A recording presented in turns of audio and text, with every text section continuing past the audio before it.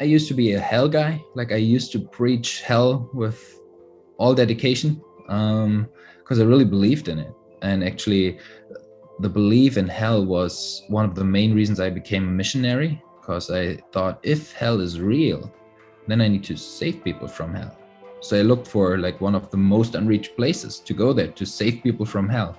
Being here now for a few years, sometime I really started wondering if that is what Jesus talked about.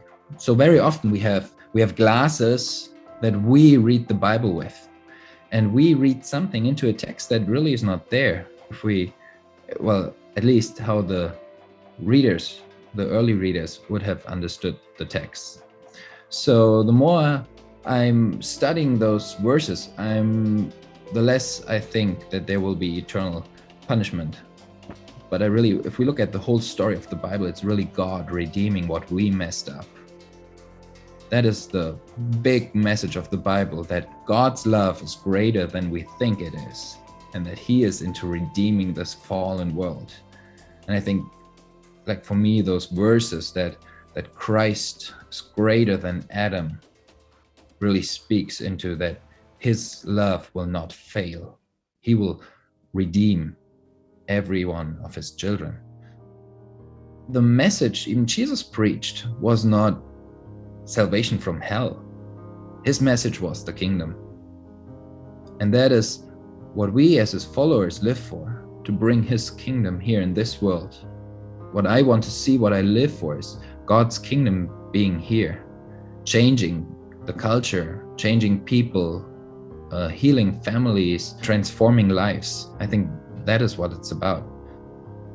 Very famous in the Western world is the penal substitution theory, that humans are sinners, God is angry with them because of their sin, we are separated from Him, and God needed to appease His wrath by human sacrifice, or by blood. Usually we say by blood, because we believe, or many believe, that blood is needed so God can forgive. Well, that is something, the more I think about it and the more I read the Bible, I find it more difficult to believe. But I think one theme that is very prominent throughout the whole Bible is the Christus Victor theme. It starts already with how is the Messiah introduced in the Bible for the very first time. In the very first chapters of the Bible, as the one who will crush the head of the snake. So what the Messiah will do is He will defeat the powers that we became enslaved to.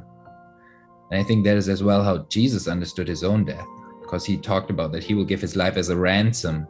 Ransom was the word that was used for the money to free a slave. And as well in the communion, where Jesus explains His death to His disciples, there's a lot of connections to the Exodus. So what Jesus said is, through my death, I will cause a new Exodus, and I will free you from the evil powers that hold you in slavery. And I think that theme of Christus Victor was really, I wanted to have a book that explains the gospel not from penal substitution theory perspective, but from Christus Victor. The book is about Adam, and Adam grows up in the kingdom of King Abba, and everyone reigns together with Abba. But Malice, the former counselor of the king, he deceives the people and leads them toward his own kingdom, and he enslaves all of them. So one day in the dark kingdom, suddenly a stranger appears, and he loves the poor and the weak, and he actually is killed because he doesn't obey the bad guy. He comes back and he frees them all. I really firmly believe in the power of story. I mean, Jesus never taught without using parables. So there's something about stories that touches us very deep within that abstract theology can't do. I would like to see how people are touched by the story